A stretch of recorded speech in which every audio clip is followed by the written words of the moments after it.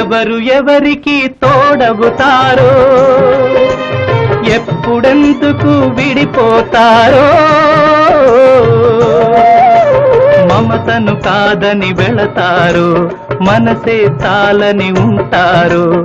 ఎవ్వరి పయనం ఎందాకో అడగదు ఎవ్వరిని, బదులే దొరకదని. అడగదు ఎవ్వరిని, బదులే దొరకదని. ఓ బాటసారి, ఇది జీవిత రహదారి.